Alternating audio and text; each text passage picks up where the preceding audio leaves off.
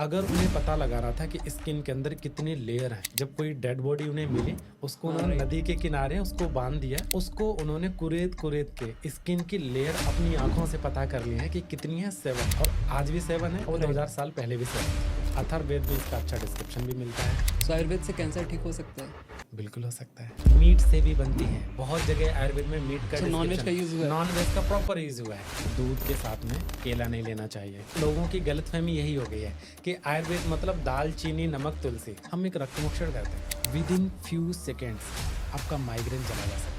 और सबसे अच्छा तो ये है कि रात को त्रिफला का पाउडर गर्म पानी में भिगो दो, सुबह 3 बजे पियो। 2-3 घंटे के अंदर मोशन आने ही आने। एक और लोगों की बड़ी गलतफ़हमी रहती है कि आप पानी पियो, स्किन हाइड्रेटेड रहती है। अरे किडनी फेल हो जाती है, डाइजेशन वीक हो जाता है, डायबिटीज़ हो सकता है। गंदी हैबिट लोगों को होती है कि हमेशा गर्म पानी पीना चाहिए। इनफर्टिलिटी बढ़ने का क्या रीज़न है और क्या इसका इलाज आयुर्वेद में संभव है? आयुर्वेद में बिल्कुल संभव है।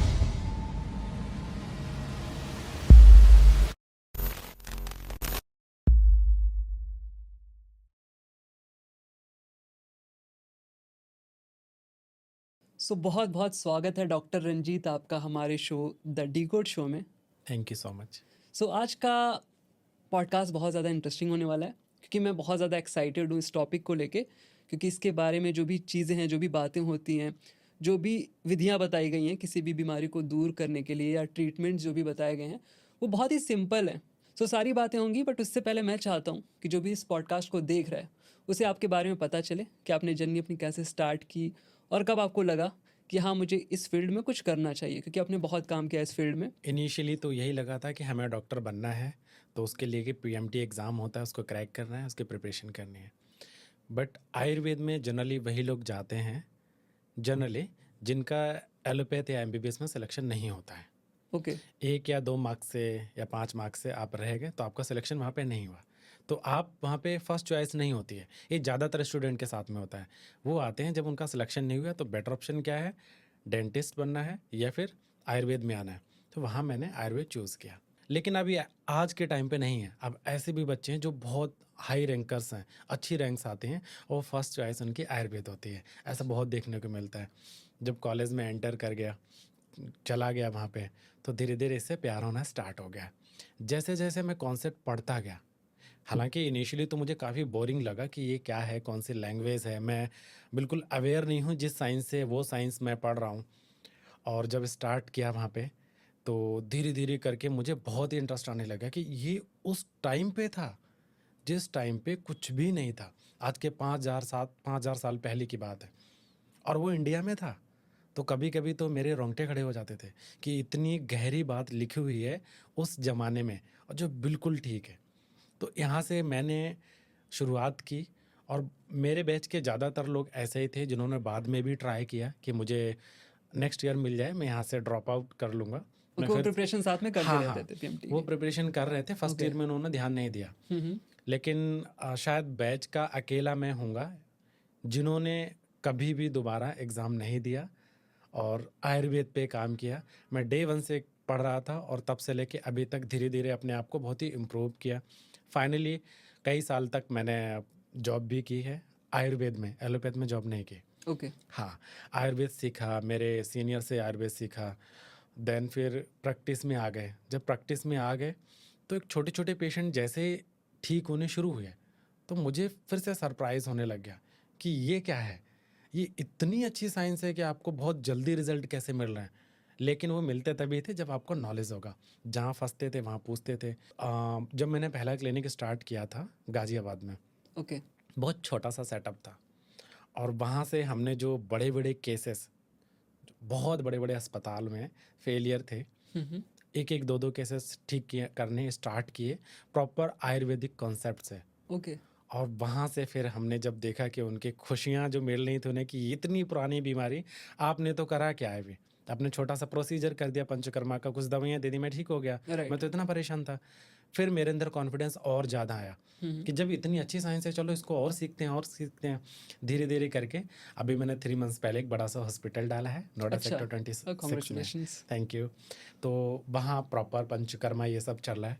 अब आगे यही है कि लोगों को आयुर्वेद के थ्रू ही जितने भी परेशान लोग रहते हैं कि बीमारियां ठीक होती नहीं हैं, उनको ठीक करने की कोशिश जारी है। आयुर्वेद स्टार्ट कब हुआ, कहाँ से हुआ और इसके पीछे की साइंस क्या थी? ये लगभग 5000 साल पहले की बात है, जहाँ से आयुर्वेद का डिस्क्रिप्शन आपको मिल जाएगा संहिताओं में। अथर्ववेद में स्टार्ट हुआ था, और शुरू इसलिए हुआ था जब देखा गया, जो कहानियाँ मिलती हैं मैं उसके बारे में बता रहा हूँ, बिल्कुल। जो स्टोरीज हमें मिलती हैं या जो बुक्स में हैं जिनका डिस्क्रिप्शन है, कि जब देखा मानव जाति में बहुत सारी बीमारियां बढ़ रही हैं, तो कुछ ना कुछ तो किया जाए। तो माना जाता है कि जो लॉर्ड ब्रह्मा जी हैं, उनसे लॉर्ड धन्वंतरी ने ज्ञान प्राप्त किया था हम्म। सेवा समाज के लिए। तो वहाँ से शुरुआत आयुर्वेद की असली हुई थी। अथर्ववेद में इसका अच्छा डिस्क्रिप्शन भी मिलता है। पहले लोग मंत्र से और जो पूजा है, इन हवन है, इनके थ्रू ठीक किया करते थे, ऐसा उसमें दिया गया हुआ है। तो इसके बाद में ज़रूरत इसीलिए थी क्योंकि लोग बीमार पड़ रहे थे, हमारे देश में कोई साइंस ही नहीं थी, वो तो कोई तो साइंस होनी चाहिए। बिल्कुल। हाँ, तो ब्रह्मा जी ने समझा कि अब मुझे ये ज्ञान किसी को देना चाहिए। वहाँ से फिर उन्होंने लॉर्ड धन्वंतरी को दिया।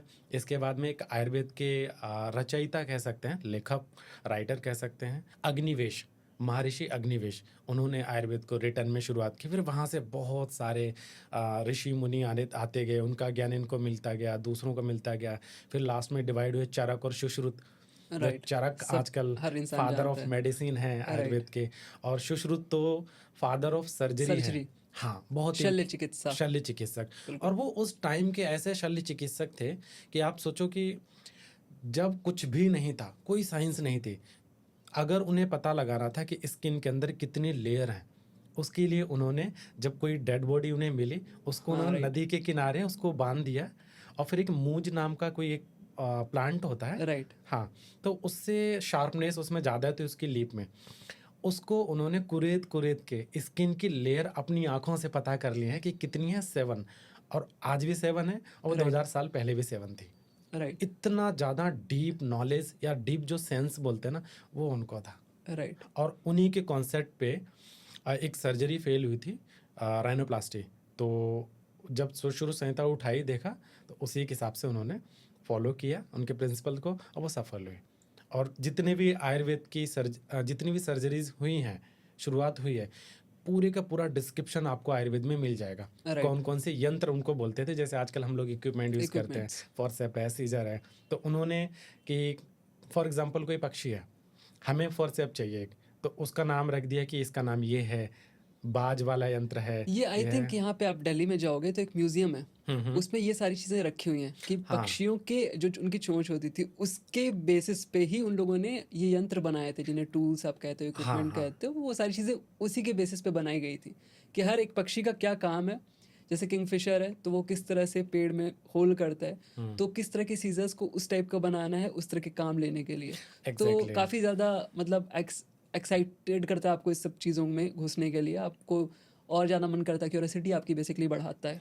मैं तो ये सोच के परेशान हो जाता हूँ कि आज के टाइम पे हमारे पास सब कुछ है, हालांकि दुनिया बहुत आगे बढ़ी है, टेक्नोलॉजी बहुत अच्छी चीज़ें हैं, लेकिन उस टाइम पे भारत में ऐसी चीज़ें थी, ये बिलीव नहीं होता है, राइट। बहुत मुश्किल था।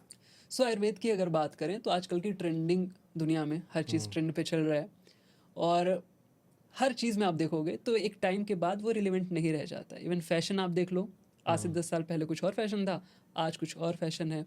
टेक्निक्स भी जो आती हैं 10 साल पहले दूसरी रहती थी, अभी कुछ चेंज हो जाएंगी। बट आयुर्वेद में ऐसी क्या चीज़ है, ऐसी क्या खासियत है जो 5000 साल बाद भी इतनी रिलेवेंट लगती हैं? लगती भी हैं, लगती रहेंगी। जो कॉन्सेप्ट उन्होंने डिज़ाइन किए हैं बहुत ही डीप हैं।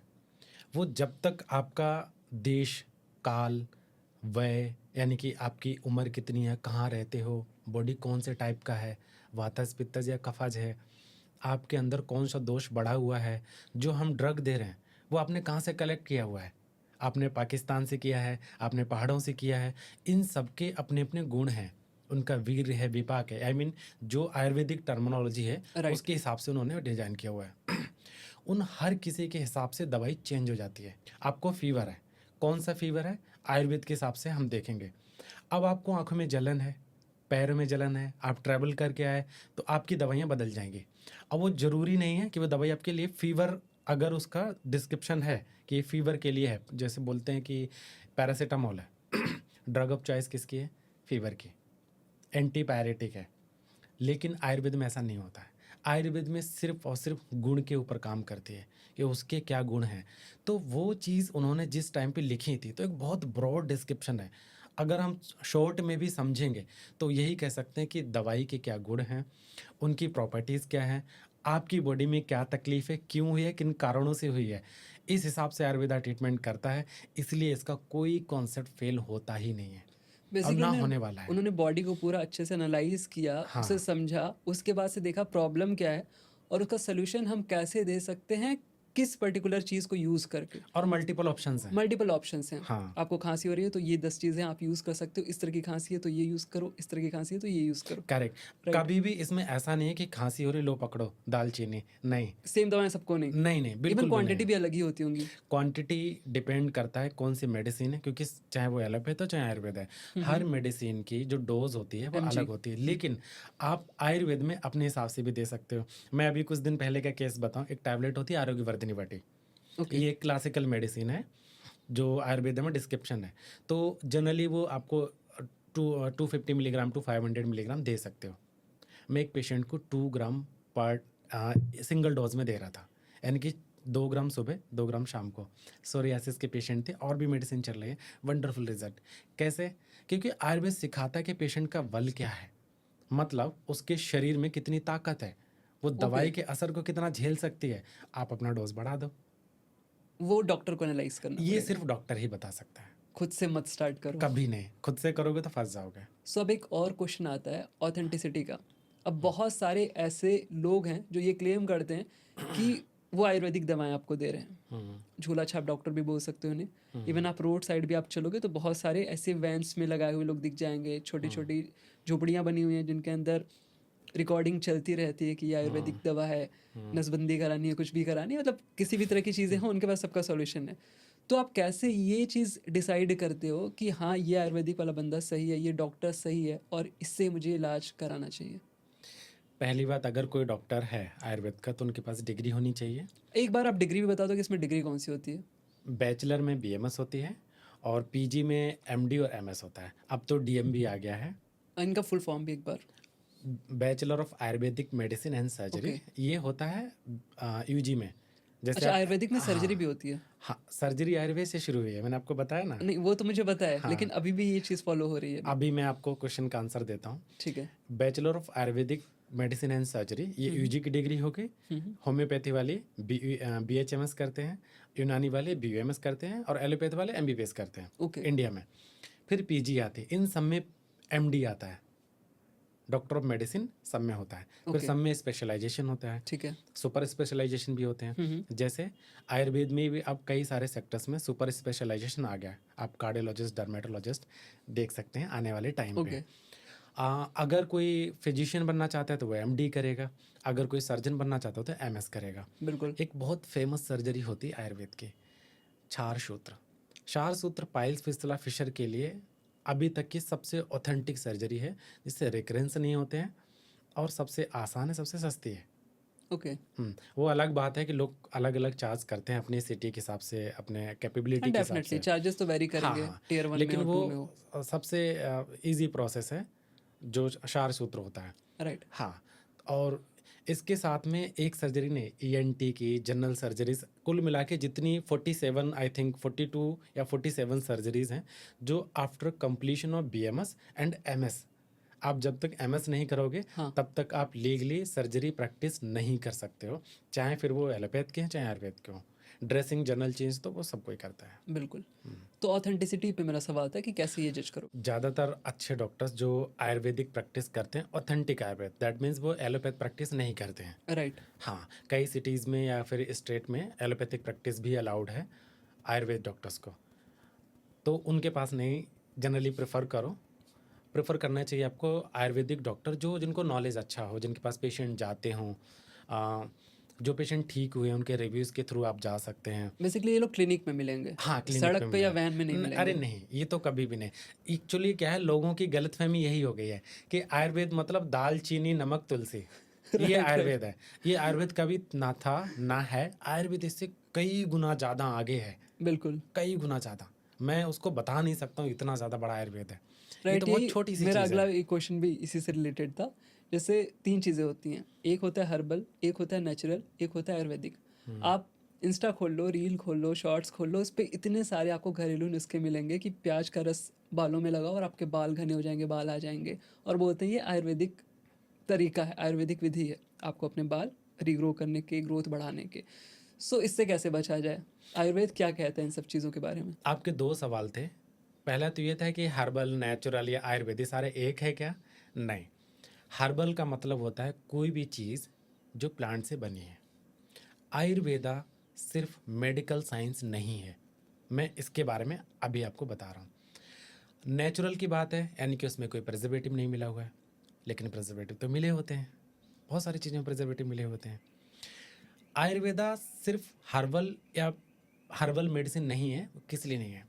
आयुर्वेद को समझो। आयुर्वेद का मतलब होता है आयु प्लस वेद। वेद मतलब नॉलेज, आयु मतलब जीवन, हुँ, लाइफ, हुँ। यानी कि साइंस ऑफ लाइफ।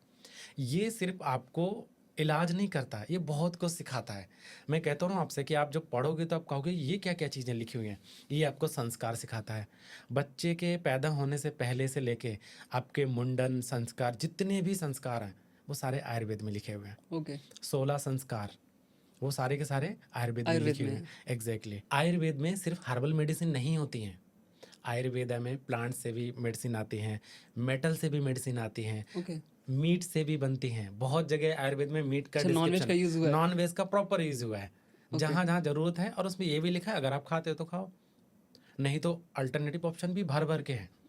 तो आयुर्वेद को सिर्फ आप मेडिकल साइंस मत बोलो। यहाँ तक कि आयुर्वेद में ये भी लिखा हुआ है आप जितना कमाते हो हुँ, हुँ, उसका 11% आप धन्वंतरी भाग के नाम से निकाल दो। ओके, इसको ऐसे लोग जो इलाज की जिनको सच में ज़रूरत है लेकिन वो करा नहीं सकते पैसे की वजह से, लेकिन वो ठीक होना चाहते हैं, आप उनमें लगाओ। साथ में आप जो आयुर्वेद का प्रचार प्रसार है उसके लिए लगाओ, यानी कि अच्छे काम के लिए 11% आप निकाल के रखो। जैसे आपने सिखों में देखा होगा वो लोग 10% डोनेट करते हैं। तो राइट। ये भी आयुर्वेद में, यानी कि आयुर्वेद में संस्कार भी सिखाए जाते हैं, हुँ, हुँ, अच्छे काम भी सिखाए जाते हैं। और कभी ये नहीं लिखा है कि आप धन प्राप्ति के लिए ही चिकित्सा करो। ओके, अगर कोई वैद्य, कोई डॉक्टर आयुर्वेदिक जो ऑथेंटिक आयुर्वेद प्रैक्टिस करता है वो सिर्फ और सिर्फ धन प्राप्ति के लिए ना करे। जैसे कि मान लो आप मेरे पास आते हो, मैंने बोला कि आपको ये पंचकर्म करवाना है, राइट, लेकिन उसमें लगेगा 2 लाख रुपए। मान लो 2 लाख रुपए मैं दूसरे पेशेंट से लेता हूँ, 2 महीने का 2 लाख रुपए ले रहा हूँ दूसरे पेशेंट से, लेकिन आपके पास नहीं है, तो मेरे पास और भी ऑप्शन है। मैं सस्ता ट्रीटमेंट भी कर सकता हूँ। तो वो आपको करना चाहिए। ये नहीं बोलो कि आपको 2 लाख रुपए का पंचकर्मा होगा या 50,000 का होगा, आपको यही करवाना पड़ेगा। नहीं, बहुत ऑप्शन है, कमी है ही नहीं आयुर्वेद में। हुँ, तो हुँ, आयुर्वेद बहुत कुछ सिखाता है। आपका दूसरा क्वेश्चन था कि प्याज का रस लगाओ और अपने बाल पाओ। ऐसा होता ही नहीं है। और मैं बताऊँ, मैंने तो आयुर्वेद में पढ़ा है, पढ़ाई की है, तो मुझे तो कोई डिस्क्रिप्शन मिला नहीं प्याज वाला। ये तो मैं बस एक एग्ज़ाम्पल दे रहा था, ऐसे हज़ारों आपको चीज़ें मिल जाएँगी। तिल का तेल लगाओ, ये लगाओ, वो लगाओ, जिसका मुझे नहीं लगता है कि आयुर्वेद में इतना चीज़ों का वर्णन भी किया गया होगा जितना ये लोग वीडियोज़ बना दे रहे हैं। आयुर्वेद में ये बात लिखी नहीं है। आयुर्वेद में सीधा लिखा है, सीधा लिखा हुआ है, अगर हेयर फॉल हो रहा है तो उसको खालित्य बोलते हैं। उसके कारण क्या है? उसके कारण अगर आपका स्ट्रेस है उसको ठीक करो। पेट की कोई बीमारी है, यानी कि पित्त बढ़ा हुआ है आपकी बॉडी में, आपको डाइजेशन अच्छा नहीं है, तो उसको ठीक करो। और आपके बाल कौन से टाइप के हैं? वातज हैं, पित्तज हैं, कफज हैं। फॉर एग्जांपल शाइन कैसी है बालों की, हुँ, हुँ, रफ हैं क्या? तो ये सब चीज़ देखने के बाद ही आपको हेयर ऑयल या फिर आपको कोई दवाई, कोई लेप, खाने की कोई दवाई तभी डिसाइड होगी। राइट, जब तक आपकी हिस्ट्री नहीं ले पाऊँगा तब तक बालों का इलाज पॉसिबल ही नहीं है। और आजकल तो क्या-क्या चल रहा है हेयर फॉल के नाम से, बड़ी-बड़ी बिल्कुल। कंपनियाँ तैयार हो गई हैं, पर उसका कुछ हो नहीं सकता। सो बेसिकली आपको हर चीज़ों पे ट्रस्ट नहीं करना है। चीज़ों को ऑथेंटिसिटी देखनी है, कहाँ मैं से रिलीज़ हो रही हैं, कहाँ से आ रही हैं, फिर आप डिसाइड कर सकते हो कि आपको फ़ॉलो करना है या नहीं। ओटीसी पे ज़्यादा नहीं जाना चाहिए। मैं तो ये कहूँगा जब भी आपको कोई डिज़ीज़ छोटी सी छोटी भी है, चाहे आप एलोपैथ में जा रहे हो, चाहे आप आयुर्वेद में जा रहे हो, आपको डॉक्टर की एडवाइस लेनी ही चाहिए। क्योंकि बहुत बार ऐसा होता है कि छोटी-छोटी गलतियाँ हमें बहुत महँगी पड़ जाती हैं। पता चले कि हम कुछ पैसे बचाने के चक्कर में नहीं गए, लेकिन बाद में पता चलता है वो बहुत बड़ी बीमारी का रूप ले लिया, और वहाँ राइट, आपको लाइफ भी, फैमिली की लाइफ और इतना सारा पैसा, टाइम खराब होता है। तो ये करना नहीं चाहिए। कोशिश करो कि एक अच्छा आयुर्वेदिक डॉक्टर सर्च करें और अपनी प्रॉब्लम के लिए उनसे कंसल्ट करें, राइट। इसके बाद में डिसाइड करें। क्योंकि हमें पता है, हम प्रैक्टिस करते हैं। मान लेते हैं त्रिफला, सबसे फेमस मेडिसिन आपको राइट, गिलोय राइट। त्रिफला मिलेगी। हुँ। त्रिफला की बात करते हैं, मुझे पता है कौन सी कंपनी अच्छा बनाती है, और जो कंपनी अच्छा बनाती है वो प्रमोशन नहीं करती। क्यों? क्योंकि डॉक्टर प्रिस्क्राइब तभी करेगा जब उसकी पोटेंसी होगी। राइट। अच्छे डॉक्टर्स डिस्काउंट नहीं देखते हैं, उन्हें चाहिए रिजल्ट्स, हुँ। और कम टाइम में रिजल्ट चाहिए। फॉर एग्जांपल, मैं आपको एक दवाई दे रहा हूँ जिसमें अडल्ट्रेशन है, मुझे बोला जाता है कि आपको मैं 50% दे दूंगा, लेकिन उसकी पोटेंसी अच्छी नहीं है, एक बार में तो पैसा मिल जाएगा। राइट, पेशेंट क्या कहेगा? आयुर्वेद स्लो है, आयुर्वेद में रिजल्ट जल्दी नहीं मिलते हैं। राइट। तो वो ड्रग ऑफ चॉइस डॉक्टर को, ड्रग ऑफ कंपनी डिसाइड करनी चाहिए। डॉक्टर को एक्चुअली अपनी कंपनी डिसाइड करनी चाहिए कि कौन सी कंपनी अच्छे प्रोडक्ट्स बनाती है। बिल्कुल। ऐसी बहुत है मार्केट में, हुँ। बड़ी बड़ी कंपनी भी बहुत अच्छी हैं और छोटी छोटी कंपनी भी हैं जो सिर्फ लोकल एरिया में काम करती हैं। और राइट। ये मैंने गुजरात और एमपी, गुजरात और पुणे साइड में ज़्यादा देखा है। ओके। छोटी छोटी कंपनियां, हम जो ऑथेंटिक क्लासिकल जो मेडिसिन होती हैं उनका बहुत अच्छा प्रोडक्ट बनाती हैं, वो एडेंटेशन करती नहीं है। सो एक क्वेश्चन ये आता है कि अगर आयुर्वेद इतना ज़्यादा अच्छा है, सारी चीज़ों की रेमेडीज़ हैं, सारी चीज़ों का इलाज वहाँ पे लिख रखा है, सो इतना ज़्यादा अंडररेटेड क्यों है आज की डेट में? एक्चुअली आप ये देखेंगे कि जितनी भी काउंसिल्स होती हैं, चाहे वो हुँ। बार एसोसिएशन हो, चाहे हेल्थ का हो, तो पहले एमसीआई था, उसी के अंडर आयुर्वेद आता था। ओके, ठीक है। अब क्योंकि उन्हें पता ही नहीं है कि हमें आयुर्वेद के लिए क्या करना चाहिए, तो अब जब से ये 2014 में हमारी जो आयुर्वेद है, तो उसका अलग से सेंट्रल बॉडी एक बनी। ओके। उन्होंने देखा क्या क्या हुआ है।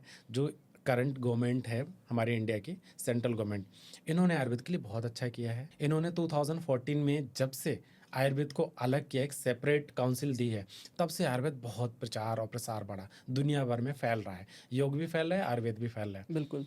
दूसरी चीज़, जितनी भी डॉक्टर्स बीएमएस करते हैं वो आयुर्वेद प्रैक्टिस नहीं करते हैं। अच्छा। हाँ, या तो वो प्रोफेसर बन जाते हैं एमडी करके, फीमेल हैं जनरली प्रेफर करती हैं गवर्नमेंट जॉब में, मेडिकल ऑफिसर बन जाती हैं आइदर एलोपैथ और इन आयुर्वेदा या किसी पीएससी पे। बहुत सारे डॉक्टर्स ऐसे हैं, ज़्यादा आयुर्वेद का उन्हें इंटरेस्ट होता नहीं है, प्रैक्टिस करनी है एलोपैथ की, बिल्कुल। तो वो एलोपैथ में चले जाते हैं। तो मैं ये कह सकता हूँ कि आयुर्वेद प्रैक्टिस करने वाले डॉक्टर ही कम हैं, इसलिए लोगों को पता नहीं है। जो गांव, जो शहरों से आयुर्वेद सीख के आते हैं, यानी कि अपनी डिग्री लेके आते हैं, गांव में जाके वो एलोपैथ प्रैक्टिस कर रहे हैं। बिल्कुल। तो लोगों को क्या पता चलेगा? बीएमएस मीन्स एलोपैथी, यही पता चलेगा ना। अगर वो हुँ। वही आयुर्वेद प्रैक्टिस करेंगे तो लोगों को आयुर्वेद का भी पता हाँ, चलेगा। बिल्कुल। बहुत बार ऐसा भी हुआ है कि कोई दवाइयाँ आयुर्वेद की लिखे, फॉर हुँ। एग्जांपल मैंने अपने किसी रिलेटिव को, किसी को दवाइयाँ लिखी हैं, तो सारी दवाइयाँ नहीं मिलती हैं। जो क्लासिकल मेडिसिन होती हैं वो ओके। सारी मिलेंगी नहीं। लेकिन अगर आप ओटीसी की बात करें आयुर्वेद की, वो आपको सब जगह मिल जाएगी। पहले गवर्नमेंट ने बहुत ज़्यादा ध्यान नहीं दिया था, लेकिन अब तेज़ी से ध्यान दे रही है। हुँ। एक चीज़ और है इसमें कि पहले जो बच्चे थे, यानी कि हम जब स्टूडेंट हुआ करते थे, उस टाइम पे हमें चाहिए था कि एक सीनियर हमें कुछ सिखाए, राइट। क्योंकि हर चीज़ में सीनियर होते हैं, वकालत में भी सीनियर होते हैं, हाँ, आपके भी सीनियर होंगे, म्यूजिक बिल्कुल। में भी सीनियर होते हैं। हाँ। ऐसे ही हमारे यहाँ सीनियर का बहुत बड़ा इंपॉर्टेंस होता है। जब भी हम कोई चीज़ सीखते हैं तो अपने सीनियर को फॉलो करते हैं। तो जो लोग आज के, मैं कहूँगा 20-30 साल पहले के वैद्य थे, वो अपना नॉलेज पास ऑन नहीं करते थे। कॉलेज में जितना 5-6 साल के अंदर नॉलेज मिला है वो उनके पास है, उसी के हिसाब से वो यूटिलाइज कर रहे हैं। हुँ। लेकिन ये जो गुरु शिष्य परंपरा अभी चालू हुई है, हुँ। जिसकी वजह से बड़े बड़े सीनियर्स के यहाँ आप जाके सीख सकते हो, यहाँ इंटर्नशिप कर सकते हो, राइट, राइट। वो पहले नहीं थी, अब शुरू हुई है। तो इसकी वजह से भी इतना आयुर्वेद फेमस नहीं हो पाया, पॉपुलर नहीं रहा लोगों में। लेकिन अब कुछ पुणे के, महाराष्ट्र के, कुछ गुजरात के डॉक्टर्स हैं जिन्होंने, जो बहुत बड़े डॉक्टर्स हैं, ओके। आयुर्वेद में आप कह सकते हो लेजेंड है, और उन्होंने छोटी सी छोटी बीमारी से लेके बड़ी सी बड़ी बीमारियों को ठीक किया है, आयुर्वेद से ठीक किया है। वो लोग फ्री में अपने स्टूडेंट को सिखाते हैं। फॉर एग्जांपल मैंने बीएमएस कंप्लीट किया, अब मुझे आयुर्वेद का डीप नॉलेज चाहिए, तो 6 साल में तो हम थोड़ा एंजॉय भी करते हैं, सब कुछ चाहिए, तो वहाँ नॉलेज जो नहीं मिल पाया, हम किसी के अंडर में प्रैक्टिस करके सीखते हैं। फिर चाहे वो एलोपैथ हो, चाहे कुछ भी हो, सब कुछ, सब लोग ऐसे ही करते हैं। सो आयुर्वेद से कैंसर ठीक हो सकता है? बिल्कुल हो सकता है। ओके। आयुर्वेद में छोटी से छोटी चीज़ लेके बड़ी से बड़ी चीज़ ठीक हो सकती है, लेकिन लिमिटेशंस हर साइंस को होती हैं। एलोपैथ में भी है, आयुर्वेद में भी है। ऐसे नहीं कह सकते कि आपके पास कोई पेशेंट आया, मान लो आप मेरे पास आए, आपने बोला ये पेशेंट है, इनको कैंसर है, आप ठीक कर सकते हो, हुँ, तो कभी नहीं होता। मैं ना उसकी रिपोर्ट देखी, मैंने उसकी बॉडी टाइप नहीं देखा है, किस कौन स्टेज से पे है? स्टेज का कैंसर है, बिल्कुल, कहाँ का कैंसर है, क्या खाता लॉजिकल, है। राइट, तो जब तक हम ये नहीं जानेंगे, फिर कुछ अपनी संभावनाएं देखेंगे बिल्कुल। कि पॉसिबल है नहीं है। देखो आयुर्वेद में ये नहीं लिखा कि हम बीमारी को, सारी बीमारी को किसी भी स्टेज को ठीक कर सकते हैं। इसमें ये भी बताया गया है स्टेजेस ऑफ डिजीजेस, कि कौन सी कंडीशन में इलाज छोड़ देना चाहिए। ओके, हाँ, या पे बीमारियां बोला जाता है जिनका कि इलाज करना नहीं चाहिए, ऐसा उन्होंने बोला है। ओके। लेकिन फिर भी कोशिश तो हर कोई करता है, कई हुँ, हुँ। बार लक से या फिर डॉक्टर की मेहनत से, किसी भी साइंस में अम, जिनको कहते हैं कि इनकी कोई उम्मीद नहीं है, आप 24 घंटे या फिर 4 दिन के मेहमान हैं, वो 4 साल तक जिंदा रहते हैं। बिल्कुल, तो ऐसे ही मिरेकल्स होते हैं। हाँ, जब तक सांसें हैं, हुँ, हुँ। आज के टाइम पे मैं ये कहना चाहूँगा, मैं ये मानता हूँ, जब तक सांसें हैं तब तक हर किसी डॉक्टर को इलाज करना चाहिए, बिल्कुल। अपना बेस्ट देना चाहिए। हुँ, हुँ। बाकी फिर ऊपर वाले के हाथ में है। राइट। सो एक कंडीशन आती है, सपोज़ एक सिनेरियो मैं यहाँ पे बनाता हूँ। एक पेशेंट है जिसे डायबिटीज़ है हुँ, और उसको एलोपैथी की दवाएँ डॉक्टर दे रहे हैं। हुँ, वो ठीक है, कोई प्रॉब्लम नहीं है। ब्लड शुगर उसका स्पाइक नहीं कर रहा है, सब कुछ सही चल रही है। बट सडनली वो रियलाइज़ करता है कि यार ये दवा ना लाइफ टाइम चलती रहेगी। इसका कोई एंड नहीं है क्योंकि ये अब लाइफ़स्टाइल ही बन चुकी है इस दवा को खाना और मुझे इसे सही करना है, जड़ से ख़त्म करना है। तो उसने सुन रखा है कि आयुर्वेद में चीज़ें ख़त्म करते हैं, बीमारियों को सप्रेस नहीं करते हैं, उसे ख़त्म करते हैं। तो वो आपके पास आता है, तो आप उसका ट्रीटमेंट कैसे करोगे? आप उससे एलोपैथी के साथ आयुर्वेद स्टार्ट करोगे या एलोपैथी को अचानक से बंद कर दोगे और आयुर्वेदिक दवाइयाँ देना शुरू कर दोगे? क्या सिनेरियो होगा इस केस में? कई बार ऐसा भी होता है कि साथ में जो एलोपैथिक डॉक्टर्स ने मेडिसिन दी हैं, हुँ, हुँ। तो उनको चलानी पड़ेंगी और वो फिर उन्हीं के एडवाइस से चलाएँगे। हम साथ में आयुर्वेद के हिसाब से, हुँ, हुँ। प्रमेह एक्चुअली आयुर्वेद में एक्चुअली 20 टाइप्स ऑफ प्रमेह हैं, राइट, और उनमें से सिर्फ एक टाइप की प्रमेह है जिसको जो आगे चल के मधुमेह में बदलती हैं। यानी ओके। कि सारी प्रमेह आगे चल के मधुमेह में बदल सकती हैं। ये क्या है प्रमेय मधुमेह? प्रमेह कह सकते हो डायबिटीज़, अच्छा, इसे लेकिन होता डायरेक्टली। नहीं है। हुँ, हुँ। बहुत डीप साइंस है, होता नहीं है। आयुर्वेद में जो प्रमेह की कंडीशंस हैं वो 20 टाइप्स हैं, लेकिन हर प्रमेह मधुमेह में यानी कि डायबिटीज़ मेलाइटिस में कन्वर्ट नहीं होता है। वो उस तरह की कंडीशन है, सूडो कह सकते हो कि ऐसा लग रहा है डायबिटीज़ है उसे लेकिन है नहीं। उसके कारण होते हैं, हुँ, कई बार ऐसा होता है कि हमें इनडाइजेशन इंड्यूस्ड हाइपरग्लाइसीमिया है। ओके, हुँ, हमने ब्लड शुगर चेक कराया, हमारा बढ़ के आ रहा है, 4 दिन बाद चेक कराया तब भी बढ़ के आ रहा है, हमें लगता है हमें शुगर है, लेकिन होता नहीं है। ओके, आयुर्वेद में हम उसको अगर देखें तो वो हो गया आपका इंडाइजेशन इंड्यूस्ड, मतलब उसका कारण कुछ भी हो सकता है। एक एग्जांपल दिया, इंडाइजेशन लंबे समय तक चलता आ रहा है तब भी आपको ये हाइपरग्लाइसीमिया हो सकता है। ओके, उस कंडीशन में एज ए आयुर्वेदिक डॉक्टर मैं मधुमेह का इलाज नहीं करूँगा, मैं डायबिटीज़ मेलाइटिस का ट्रीटमेंट नहीं करूँगा, डाइजेशन का मैं करोगे। डाइजेशन का करूँगा, उसका वो ठीक होगा। ये आयुर्वेद की ब्यूटी है। आपने पूछा कि ये पेशेंट है, अब इसका कैसे इलाज करोगे? उसकी भी सेम चीज़ है, देखूँगा कि भाई कौन सी एज, कितनी एज है, डायबिटीज़ मेलाइटिस के साथ-साथ में आपके ऑर्गन यानी कि आयुर्वेद के हिसाब से दोष, धातु, मल, ये सारी चीज़ें सही हैं या नहीं हैं। हुँ, हुँ। दूषित हैं तो उनको ठीक करूँगा, और ज़रूरत पड़ेगी तो जब तक, जनरली करते कैसे हैं कि जब तक आपको ज़रूरत है तब तक एलोपैथ साथ-साथ में लेते रहते हैं, बाद में रिड्यूस कर देते हैं। कुछ डॉक्टर ऐसे भी जो तुरंत भी बंद करा देते हैं, ओके, लेकिन मैं ऐसा अभी नहीं करता हूँ। पेशेंट की कंडीशन की देख के ही अपने, जैसे-जैसे आपकी बॉडी अच्छी होती जाती है, वैसे-वैसे आप अपने जो फिजिशियन हैं, उनकी एडवाइस से अपना डोज़ कम कर सकते हो, फिर धीरे-धीरे ख़त्म कर सकते हो। डायबिटीज़ मेलाइटस टाइप 2 जो होती है, वो रिवर्सिबल होती है। टाइप 1 जनरली रिवर्सिबल इतनी आसानी से होती नहीं है। मैंने केसेस नहीं देखे हैं, मे बी कोई आयुर्वेदिक डॉक्टर ऐसे हों, जो हुँ, हुँ। टाइप 1 को रिवर्स करते हों, राइट, मैंने नहीं देखा है। राइट। सो मैंने बचपन में जो एक बुक पढ़ी थी आयुर्वेद के ऊपर, उसमें उसका क्रक्स लिखा हुआ था, बहुत डिटेल में नहीं थी, पतली सी बुक थी हुँ, और उसमें बहुत सारे ऐसे फूड कॉम्बिनेशंस लिखे हुए थे जो आपको नहीं खाने चाहिए। जैसे उसमें लिखा था कि दूध के साथ आप दही मत खाओ, दही को गर्म ना करो, यानी जो कढ़ी वगैरह बनाते हैं वो मत करो, उससे भी नुकसान हो सकता है, वो एक तरह का ज़हर का काम करती है।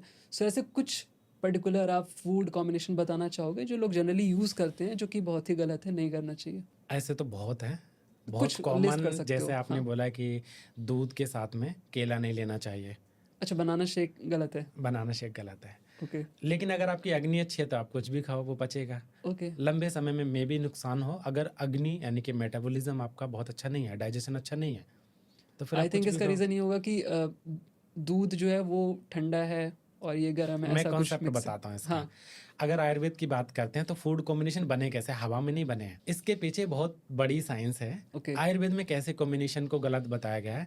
हम जब भी कोई कॉम्बिनेशन बनाते हैं तो हमें ध्यान रखना चाहिए कि कौन सा रस है, उसका कौन सा, मतलब हर कोई भी दवाई ले लो, चाहे आप कोई मेडिसिन ले लो, चाहे आप खाने पीने की चीज़ ले लो, हुँ, हुँ। तो उन सबका एक रस होता है, एक वीर्य होता है, एक विपाक होता है। तो रस में जैसे कि आपका मधुर, अम्ल, लवण, कटु, तिक्त, कषाय, मीठा, खट्टा, नमकीन, ये सब। ओके। वीर्य होता है उसकी पोटेंसी क्या, जैसे अभी आपने बोला है हॉट या कोल्ड, तो हाँ, उसमें उष्ण और शीत माना जाता है। ठीक है। तो दूध का जो रस है और वीर्य है, या फिर केले का रस या वीर्य है, वो तो दोनों ठीक रहते हैं। लेकिन विपाक यानी कि आफ्टर डाइजेशन इन दोनों के गुण बदल जाते हैं। ओके, हाँ, दोनों मधुर गुण के हैं, लेकिन डाइजेशन होने के बाद में जो रस विपाक बनता है, उसमें जो दूध है वो तो मीठा ही रहता है, लेकिन केला खट्टा हो जाता है। तो दूध को फाड़ देगा। नहीं, फाड़ नहीं देगा। हाँ, लंबे समय तक रहेंगे तो आपकी अग्नि यानी कि डाइजेस्टिव फायर है, जिसकी वजह से खाना पचता है, वो कम होगी। वो स्लो हो जाएगी। ओके, बहुत दिनों तक स्लो हो जाएगी, क्या होगा, आपको बीमारियां पैदा होंगी, राइट। वीकनेस डाइजेशन आएगी, नहीं होगी तो डाइजेशन नहीं गैसेस होगा तो फिर बनेंगी। क्या ही बनेगा। बिल्कुल। तो ये सब चीज़ें रहती हैं। ऐसे एक एग्जांपल है, फिश के साथ भी मिल्क नहीं लेना चाहिए। शहद और घी दोनों को सेम मात्रा में नहीं लेना चाहिए, कम ज़्यादा ले कम सकते हो। ज़्यादा ले सकते हैं।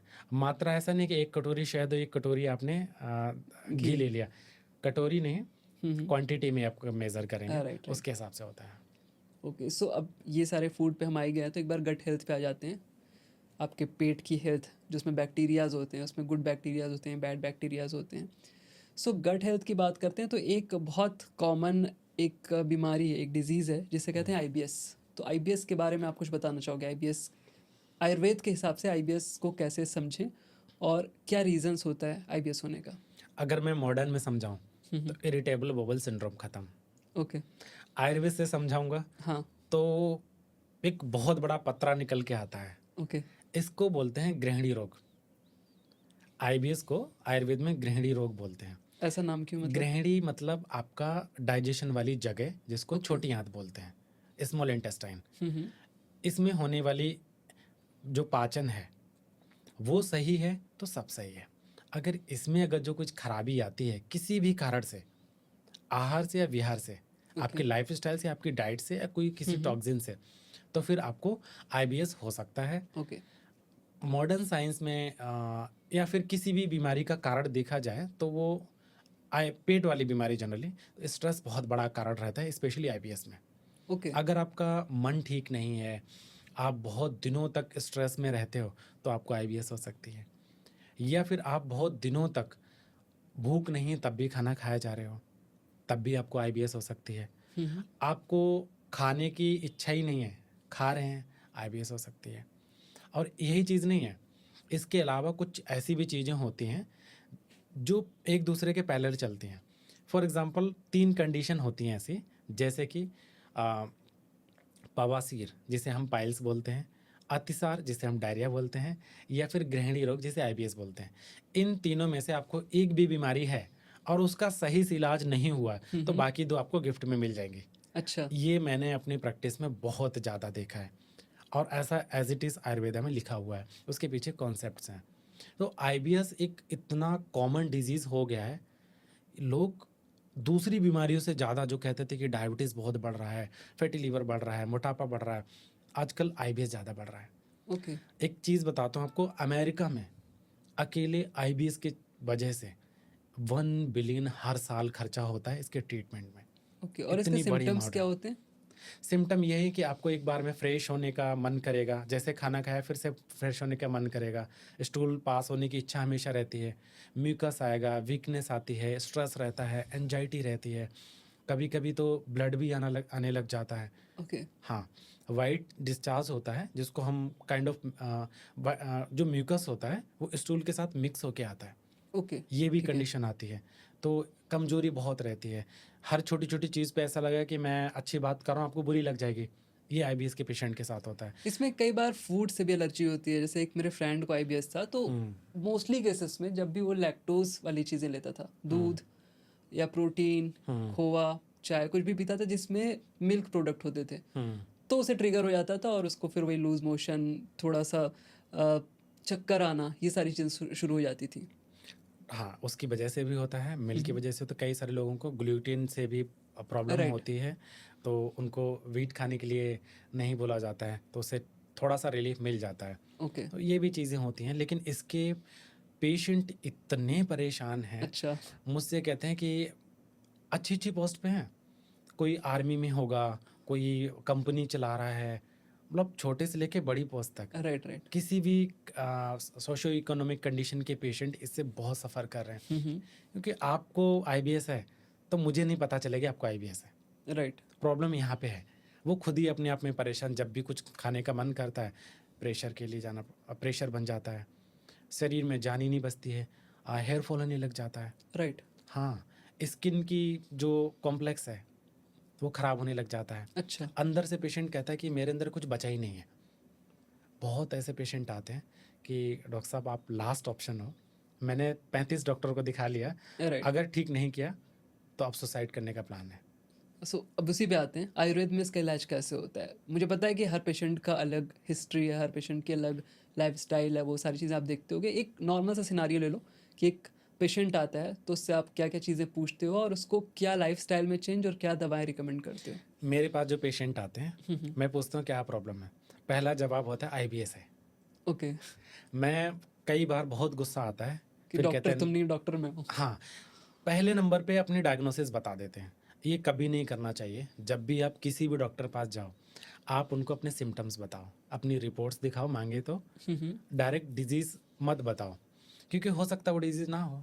राइट। हाँ, आपको लगता है आपने गूगल पे पढ़ा है, यूट्यूब पे देखा है, लेकिन हो सकता है वो डिज़ीज़ ना हो। आप उसके लिए नुस्खे ये चीज़ अपना रहे हैं, वो गलत हो सकती है। तो पहले नंबर पे मैं पेशेंट से हिस्ट्री लेता हूँ आयुर्वेद तरीके से। ओके। हाँ, कि आयुर्वेद में कहाँ से बीमारी शुरू हुई थी। फॉर एग्ज़ाम्पल मान लो किसी को डायरिया कभी बचपन में तो नहीं हुआ था, आपने राइट। बहुत सारे एंटीबायोटिक्स तो नहीं लिए, आपने कुछ सप्लीमेंट्स तो बहुत ज़्यादा नहीं लिए, उसकी वजह से आपको ये प्रॉब्लम हुई है। तो क्या आपको जलन होती है, थकान होती है, म्यूकस आता है, नहीं आता है, और जो स्टूल पास होता है वो टाइट होता है या लूज़ होता है? इस तरीके के तमाम क्वेश्चन हैं। नींद अच्छी आती है कि नहीं आती है? क्योंकि नींद से बड़ा रिलेशन है इसका। स्ट्रेस से बहुत बड़ा रिलेशन है। जैसे ओके। ट्रिगर करेगा तुरंत ही आपको लोटा उठाने का मन करेगा। तो ये कंडीशन सब कुछ फाइनलाइज़ करने के बाद में फिर आता है हमारा मेन मुद्दा, प्रिस्क्रिप्शन बनाना। ये सबसे डिफ़िकल्ट होता है। जब तक हम वात, पित्त, कफ इन सब के हिसाब से डायग्नोसिस नहीं करेंगे, तब तक आप कितनी भी दवाई खिला लो, पेशेंट को कुछ होता है नहीं। और मैं ये देखता हूँ पेशेंट कुछ तो ऐसे हैं कि 32-32 साल से आईबीएस से परेशान हैं। ओके। 32 ईयर्स उन्हें ऐसा लगता है कि अब ये ठीक नहीं हो नहीं सकता है, होगा। लाइफस्टाइल चेंज कर लो, ये चीज़ें से ट्रिगर हो रहा है तो इनको अवॉइड करो, बाकी नॉर्मल रहो। वो भी करते हैं, फिर भी नहीं होता है। फिर कहते हैं यार ज़िंदगी बची है तो कुछ तो कर लेते हैं। अच्छा। चलो एक बार इनको भी दिखा लेते हैं, इनको भी दिखा आयुर्वेदिक। लेते हैं। ऑथेंटिक ट्रीटमेंट जब तक आपको आईबीएस का नहीं मिलेगा तब तक इलाज नहीं होता है। आईबीएस यानी कि गृहिणी रोग है, सबसे पहले मैं उसका डाइजेशन अच्छा करता हूँ। ओके। हाँ, जब खाना डाइजेस्ट होगा तो सब कुछ अच्छा होगा। हमारे यहाँ आयुर्वेदिक जो खाना डाइजेशन का प्रोसेस है, जैसे आप कुछ खाते हो, स्टमक में जाता है, राइट। कुछ डाइजेशन वहाँ से होता है, इसके बाद में आपकी छोटी आँत में खाना जाता है, वहाँ प्रॉपर डाइजेशन होता है। यहाँ गलती करी या कहीं से भी कुछ प्रॉब्लम की वजह से यहाँ डाइजेशन नहीं हुआ, आगे का सब खराब। क्योंकि आयुर्वेद में 7 धातुएँ बताई गई हैं, रस, रक्त, मांस, मेद, अस्थि, मज्जा, शुक्र।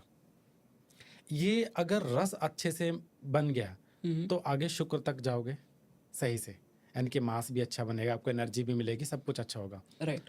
रस कब बनेगा? जब आपका डाइजेशन अच्छा होगा। डाइजेशन कब अच्छा होगा? जब गृहिणी अच्छी होगी, यानी कि छोटी आंत में खाना सही से पचेगा। बिल्कुल। जब वो पचेगा तभी आपकी सारी चीज़ें होंगी, यानी कि आपका एब्जॉर्प्शन अच्छा होगा, एसिमिलेशन अच्छा होगा, एनर्जी मिलेगी, सब कुछ वहीं से चल रहा है। ये चीज़ खराब तो सब खराब। बिल्कुल। तो इसी चीज़ पे जनरली लोग नहीं पहुंच पाते हैं। जो मैंने अभी लगभग मैं 5000 से ज़्यादा आईबीएस और कोलाइटिस के पेशेंट को पिछले 2 साल में ठीक कर चुका हूँ। इनमें मैंने जो फाइंड आउट किया है कि जितने भी फेलियर ट्रीटमेंट रहे हैं, आयुर्वेद की भी फेलियर केसेस रहे हैं, या तो उन्होंने अपनी मर्जी के डॉक्टर बने कि हिंगवास्टक खाओ, लबन भास्कर खाओ, अच्छा। ये गोली खाओ, वो गोली खाओ, खा के फिर कहते हैं हाँ 5 दिन आराम मिला तो फिर कुछ भी नहीं हुआ। पता चलता है आपको पित्तज आईबीएस, दवाई ले रहे हो आप वातज आईबीएस की, यानी कि बिल्कुल। वातज ग्रहण की इलाज कर रहे हो। आपको स्टूल में झाग आते हैं, आप उसका इलाज नहीं कर रहे, आप कुछ भी खा रहे हो उल्टा सीधा। पता चले कि आप लवण भास्कर खा रहे हैं, उससे और ज़्यादा स्टूल आ रहे हैं। क्यों? क्योंकि लवण भास्कर का काम होता है वो आपको स्टूल और पतले कर देगा, राइट। और हिंगवास्टक का गुण होता है ग्राही। जिनको स्टूल लूज हैं उनको टाइट करने के लिए हमें देना पड़ेगा हिंगवास्टक चूर्ण।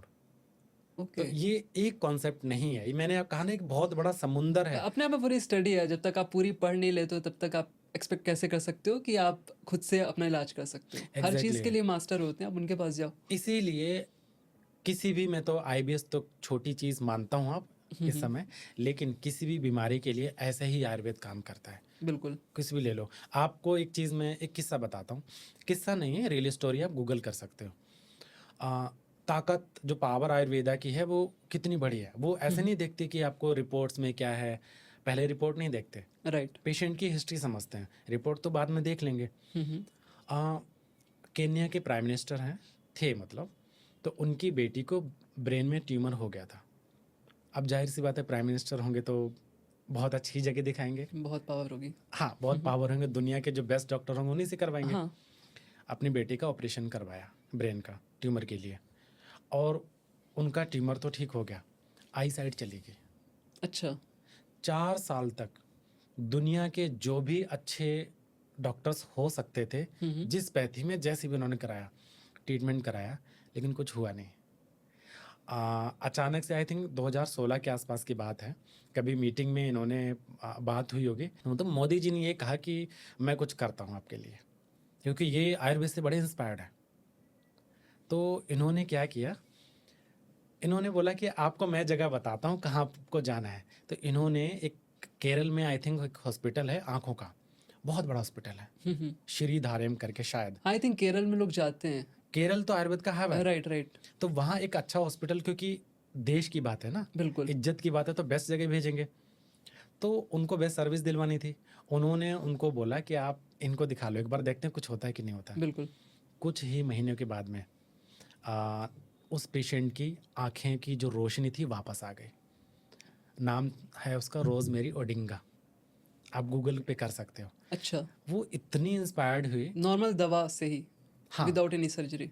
नहीं सर्जरी कुछ भी नहीं किया उन्होंने। अच्छा। नॉर्मल दवाइयों से, बहुत सारे हमारे आयुर्वेद में प्रोसीजर्स होते हैं, मैं अभी आपको बताता हूँ क्या क्या चीज़ें होती हैं, तो उनसे उन्होंने ठीक किया। जैसे अक्षी तर्पण है, आई ड्रॉप डालना, ये सब चीज़ उन्होंने किया। बिल्कुल। वही मैंने बताया ना कि पूरा, जब तक पूरे शरीर की स्टडी नहीं हो जाएगी, हाँ। तब तक आप आयुर्वेदिक दवा लिखोगे तो समझ लेना मैं डॉक्टर बेवकूफ़ हूँ, मैं अच्छा डॉक्टर हूँ ही नहीं। राइट।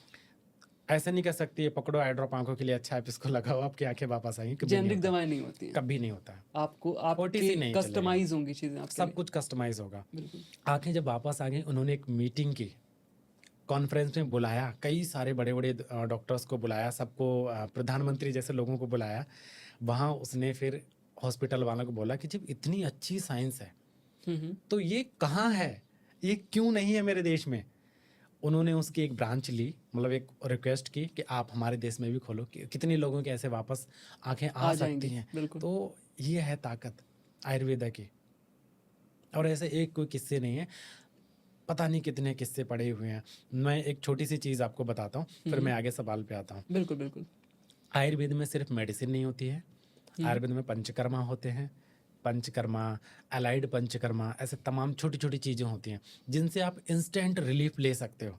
बस डॉक्टर सही अच्छा होना चाहिए, ऑथेंटिक होना चाहिए। ऑथेंटिक आयुर्वेदिक प्रैक्टिशनर होना चाहिए, और वो बहुत है, बस आपको ढूंढना है उन्हें। ढूंढने की ज़रूरत है। तो हमारा सवाल था कि एक पेशेंट जब आईबीएस के साथ आता है तो उसे क्या क्या चीज़ें आप प्रेस्क्राइब करते हो, किस तरह से उसका ट्रीटमेंट चलाते हो, और ड्यूरेशन कितनी लगती है, कितने टाइम में वो ये एक्सपेक्ट कर सकता है। जेनरिक मैं पूछ रहा हूँ, हर पेशेंट के केस में अलग होगा, बट सपोज आपने 100 पेशेंट को अगर देखा है तो 40-50 केसेस में जैसे रिस्पॉन्स आते हैं, जिस तरह से लोग सही होते हैं, उसके बेसिस पे आप बता सकते हो अभी। अगर मैं 2 साल पहले की बात करूँ, हम्म, तो मेरा रिज़ल्ट 50% था ओके। और मैं आज की बात करूँ, तो मेरा रिज़ल्ट 99% है। 99% केसेस में आईबीएस के पेशेंट अगर आपके ठीक हो पास रहे हैं, आते हैं तो वो ठीक होके जाते ठीक हो हैं। रहे हैं। अ, ट्रीटमेंट का प्रोसेस क्या होता है? ट्रीटमेंट में यही रहता है, पेशेंट की हिस्ट्री प्रॉपर लेना है, राइट। आयुर्वेद के हिसाब से डायग्नोस करना है। हम्म, आंतों का बल कमज़ोर है, तो ऐसी दवाएँ देना जिससे आंतों की बल अच्छा हो जाए। ठीक है। बॉवल मूवमेंट अगर स्लो हैं या फास्ट हैं, तो उसकी ऐसी दवाई देना। गैसेस बहुत ज़्यादा बनती हैं, तो डाइजेशन नहीं हो रहा है, फर्मेंटेशन हो रहा है, उसके लिए दवाइयाँ ऐड ऑन करना। ओके। ज़रूरत पड़ती है तो हम पंचकर्मा का भी सहारा लेते हैं, रेक्टल एनिमा देते हैं ओके। और उसको देते हैं, उसको बोलते हैं पिच्चा बस्ती, जो गृहिणी के यानी कि आईबीएस वाले पेशेंट को देना चाहिए। उसके अल्टीमेट रिजल्ट है, वंडरफुल रिजल्ट। साथ में स्ट्रेस ज़्यादा है तो शिरोधारा करवाना चाहिए। तो इस तरीके से अभी कंबाइन पैकेज बना के देते हैं, तो रिजल्ट तो मिलने ही हैं, वो चाहे फिर मैं करूं या फिर दुनिया का कोई भी डॉक्टर, कोई भी ठीक कर सकता है। ड्यूरेशन कितनी एक्सपेक्ट कर सकता है एक पेशेंट? जनरली 3 से 4 महीने में ठीक हो जाते हैं, रिजल्ट जल्दी वेरी मिल कर जाते सकता हैं। है, ठीक है, हाँ, वो तो मैं वेरी समझ करेगा। गया, बट 3-4 महीने आप लेके चलो, कितने लगते हैं, इतना टाइम 3-4 लगता महीने है? में तो ठीक हो जाएगा। ओके। ऐसे भी पेशेंट हैं जो 3-4 महीने नहीं, जो 2 महीने दवाई खाई हो आज तक बिल्कुल ठीक है। ओके। मैं 2014 का केस बताता हूँ। एक पेशेंट को आईबीएस का था, लेकिन उनको स्ट्रेस था, लेकिन मैंने उनका आईबीएस ठीक नहीं किया, स्ट्रेस ठीक किया, आईबीएस अपने आप ठीक हो गया।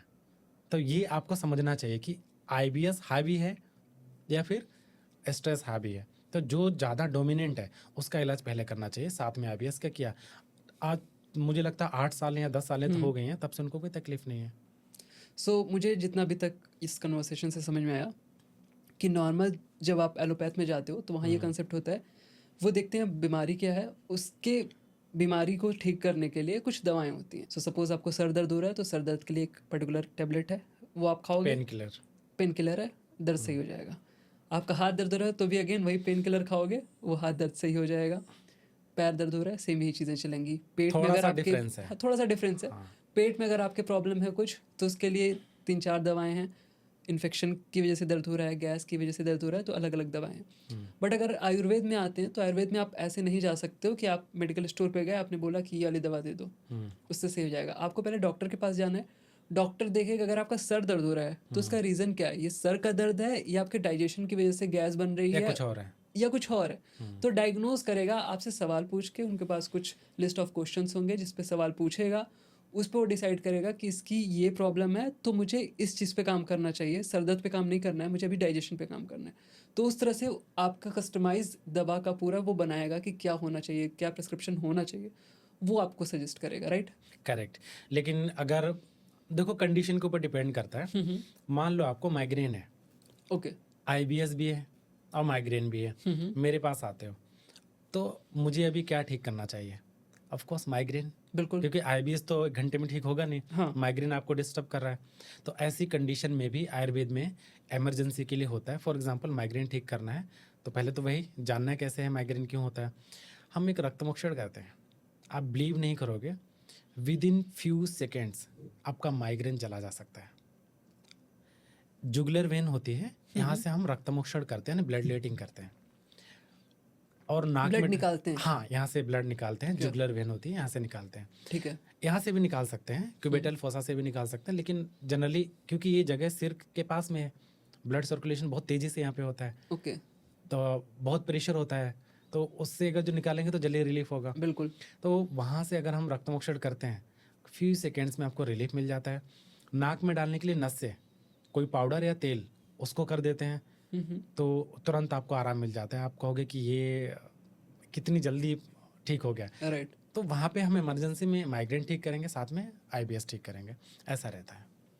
ओके। सो यहाँ पे गट हेल्थ की ही बात करें तो दो चीज़ें कॉमन चीज़ मैं पूछ रहा हूँ। किसी को कोई प्रॉब्लम नहीं है, एक इंसान है जो नॉर्मल लाइफ अपनी जी रहा है, नॉर्मल अपना ऑफिस जाता है, सुबह उठता है, घर का खाना खाता है, कोई भी इशू नहीं होता है, बट उसे डाइजेशन में इशू आ रहा है। सपोज उसे लूज मोशन टाइप का इशू है, बार बार उसे फ्रिक्वेंटली वॉशरूम जाना पड़ रहा है, तो उस केस में वो अपने लाइफस्टाइल में क्या चेंज कर सकता है जिससे इसमें उसे रिलीफ मिले? डेफिनेटली अगर ये प्रॉब्लम बढ़ेगी तो उसे मेडिकल प्रोफेशनल की हेल्प लेनी चाहिए, बट उससे पहले घर में वो क्या चीज़ें ट्राई कर सकता है? क्योंकि आयुर्वेदिक में बहुत सारी ऐसी चीज़ें होती हैं लाइफस्टाइल से रिलेटेड जिसको चेंज करके आप ये सारी चीज़ों को आप सॉल्व कर सकते हो। अगर सडन डायरिया हुआ है, आई मीन कल आप थे, सडन डायरिया नहीं, मैं बात कर रहा हूँ कि रेगुलर हो रहा है। रेगुलर हो रहा है, हम्म, तो पहले तो आम पाचन करो। आम पाचन का मतलब होता है जो खाना है वो पच नहीं रहा है, उसमें आम बन गया, मतलब वो टॉक्सिन्स बन गए, उसका डाइजेशन होना बहुत ज़रूरी है। तो उसके लिए अगर जलन नहीं है तो शुंठी यानी कि सौंठ, ड्राई जिंजर का पाउडर, उसका आप फांट यानी कि काढ़ा बना के ले सकते हैं। तो जिंजर का रस अगर निकाल के उसे नहीं पानी में नहीं करना है। नहीं, ठीक है, ड्राई जिंजर पाउडर, ओके, शुंठी, वो लेना है ठीक है। और उसको गर्म करके काढ़ा बना के सिप सिप करके पी सकते हैं, आम 1 कप पाचन के अराउंड। होगा। हाँ हाँ, और उसमें कितना क्वांटिटी में हमें लेना है इसको? 2 लीटर पानी ले लो, सिंपल है, 1 चम्मच शुंठी पाउडर मिलाओ, उबाल लो, दिन भर पियो, ओके, रिलीफ हो जाएगा। और अगर जो डायरिया ज़्यादा तेज़ी से हो रहा है, तो बहुत बार बार मोशन जा रहे हैं, तो साथ में आप सौंफ या फिर शक्कर, क्योंकि इनके गुणग्राही होते हैं, वो ले सकते हैं, उससे कम हो सकता है। ओके। सेम इसका कॉन्ट्रास्ट बनाते हैं। अगर किसी को कॉन्स्टिपेशन का इशू आ रहा है और बहुत लाइफ में हमेशा उसको कॉन्स्टिपेशन रहता ही रहता है, बहुत रेगुलर बेसिस पे, सपोज 2 महीना सही रहा, फिर आ गया 15 दिन हो रहा है कॉन्स्टिपेशन, फिर 10 दिन सही रहा, फिर आ गया 5 दिन हो रहा है, तो उस केस में उसे क्या चेंज करना चाहिए अपने लाइफ में? अगर कॉन्स्टिपेशन है तो हमें कॉन्स्टिपेशन कार्ड जानना ज़रूरी है। देखो, क्योंकि कॉन्स्टिपेशन के एक कारण नहीं होते हैं, आपके अंदर विटामिन B12 की कमी है तब भी कॉन्स्टिपेशन हो सकता है, तो उसको ठीक करना है। अगर आप बात करें कि आप फैटी लीवर की, वहाँ भी कॉन्स्टिपेशन है, वात बढ़ा हुआ है तो कॉन्स्टिपेशन है, लाइफस्टाइल ऐसा है कि जिसमें आपका तेल वाली चीज़ें बहुत कम होती हैं, मैदे वाली ज़्यादा होती हैं, ड्राई वाली चीज़ें आप ज़्यादा लेते हैं, पानी बहुत राइट। कम पीते हैं, तब भी कॉन्स्टिपेशन हो सकता है। तो एज ए कॉमन पर्सन जिसको बहुत ज़्यादा नॉलेज नहीं है लेकिन इतना सबको पता है कि हमें ये चीज़ लेनी चाहिए, पानी ज़्यादा पीना चाहिए, तो उस टाइम पे अगर कॉन्स्टिपेशन ठीक करना है तो त्रिफला तो हर कोई जानता है। त्रिफला को गर्म पानी में उबाल के 10 मिनट तक रखे अच्छा, रहने दो। उबालना भी है? उबालना है। कई लोग जैसे मैं अपने पेरेंट्स की बात करूँ तो वो लोग त्रिफला चूर्ण खाते हैं और पानी के साथ पी लेते हैं, तो आई थिंक वो भी उनके लिए सही रहता है। अभी मैं आता हूँ इस त्रिफला के ठीक कॉन्सेप्ट पे। है, ठीक है। अगर कॉन्स्टिपेशन ठीक करना है तो आप त्रिफला भी ले सकते हैं, एरेंड का भी तेल ले सकते हैं, एरेंड तेल को दूध में डाल के रात को सोने से पहले ले सकते हैं। त्रिफला को अगर बहुत लंबे समय तक कॉन्स्टिपेशन है और आप चाहते हैं कि मुझे आराम मिल जाए, तो गर्म पानी में पीना चाहिए डाल के थोड़ी देर के लिए। और सबसे अच्छा तो ये है कि रात को त्रिफला का पाउडर गर्म पानी में भिगो दो, सुबह 3 बजे पियो। अच्छा, हाँ, 3 बजे पियोगे तो आपको 2-3 घंटे के अंदर मोशन आने ही आने हैं।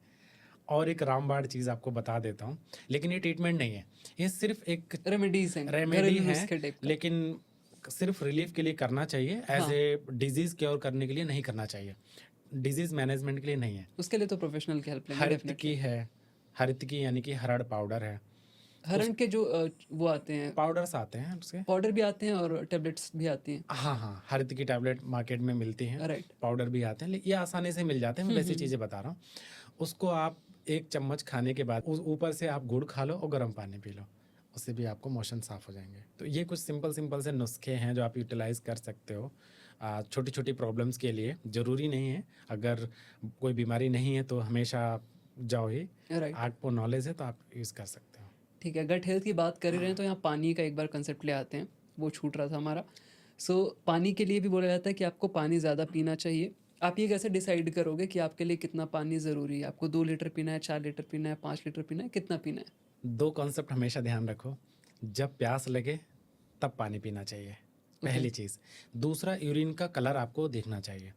अगर यूरिन का कलर काफ़ी ज़्यादा डार्क हो रखा है, काफ़ी येलो है, तो आपको पानी बढ़ा देना चाहिए, यानी कि आपके शरीर में डिहाइड्रेशन हो रहा है। अगर कलर उसका लाइट येलो नहीं है, वाइट हो रहा है, तो आपको पानी कम कर देना चाहिए। सिंपल ओके, कॉन्सेप्ट है, ऐसे याद रखो। एक और लोगों की बड़ी गलतफहमी रहती है कि आप पानी पियो, स्किन हाइड्रेटेड रहती है। अरे, किडनी फेल हो जाती हैं, अच्छा, डाइजेशन वीक हो जाता है, डायबिटीज़ हो सकता है। जब डाइजेशन वीक होगा, आपको खाना पचेगा नहीं, राइट। धातुएं दूषित होंगी, आगे चल के और बीमारी को जन्म देंगी। और ऐसे नुस्खे करते करते मैंने लोगों को देखा, इतनी बड़ी बड़ी बीमारियों को जन्म दे देते हैं, फिर कहते हैं मैं तो बहुत बड़ा महान इंसान हूँ, ये ऐसे नुस्खे अपनाता हूँ। तो ऐसा नहीं करना चाहिए। और एक चीज़ और गंदी हैबिट लोगों को होती है कि हमेशा गर्म पानी पीना चाहिए। राइट, ये बहुत कॉमन हो गया। आई थिंक कोविड के बाद से तो बहुत सारे लोगों ने फ्रिज का पानी छोड़ दिया, सिर्फ वो गर्म पानी हल्का सा गुनगुना करके वो पीते रहते हैं। पेट में छाले हैं, गर्म पानी पियोगे, एसिडिटी है, बढ़ेगी ना, राइट, तो सबको नहीं पीना चाहिए। जिसको ज़रूरी है उनको पीना चाहिए। और मैं तो कहता हूँ गर्म नहीं पानी को, अगर आपको कुछ बीमारी नहीं है और पीना चाहते हो तो मॉर्निंग में जो सुबह वाली आदत होती है ना, मैं तो 2 लोटा लोटा पानी पी जाता हूँ हुँ, उठने के बाद में। इतना नहीं पीना चाहिए, बहुत ज़्यादा ना 100-150 ml पानी को उबालो, उबालने के बाद में जब उसे ठंडा होने दो रूम टेम्परेचर पर, तब पियो, ये बेस्ट है। ओके। हुँ। और पानी पीने का टाइमिंग क्या होना चाहिए? कुछ लोग कहते हैं खाना खाने से आधे घंटे पहले पानी बंद कर देना चाहिए, मतलब आधे घंटे पहले पियो, उसके बाद मत पियो। खाना खाने के इंस्टेंट बाद नहीं पीना चाहिए क्योंकि आपकी जो डाइजेशन के लिए जो अग्नि है, उस पे बुरा इम्पैक्ट पड़ता है और डाइजेशन सही से नहीं कर पाती है। तो आपके हिसाब से क्या राइट टाइमिंग होती है पानी पीने की? अगर हम खाने के खाने के अराउंड? बाद की हाँ। बात करें, देखो, आप मोटे हो मान लो, हुँ, हुँ। आपके अंदर बहुत ज़्यादा फैट है, तो अगर आप पहले पानी पी लोगे, तो आप ज़्यादा खाना नहीं खा पाओगे। राइट, यानी कि सैटिस्फैक्शन बहुत जल्दी आ जाएगी, आपको भूख जल्दी खत्म हो जाएगी, बिल्कुल। कम खाओगे, आपके लिए अच्छा है। हुँ, आपकी अग्नि इतनी तेज है कि आप खाते हुए तुरंत डाइजेस्ट हो जाता है, फिर 2 हाँ, घंटे बाद खाने का मन करता है। क्यों? कि मान लो आप बहुत ज़्यादा फिजिकल वर्क करते हैं और कोई बीमारी भी नहीं है, राइट, डाइजेशन बहुत अच्छा है। आपको चिकन दे दें, नॉन-वेज दे दें, पनीर दे दें, हाँ, हाँ, कटहल दे दें, सब डाइजेस्ट हो जाता है। वो कहते हैं ना कि इतना अच्छा डाइजेशन है, पत्थर भी खाऊँगा चबा जाऊँगा, हाँ, राइट। ऐसा वाला है। तो आप बीच में भी पानी पी लो।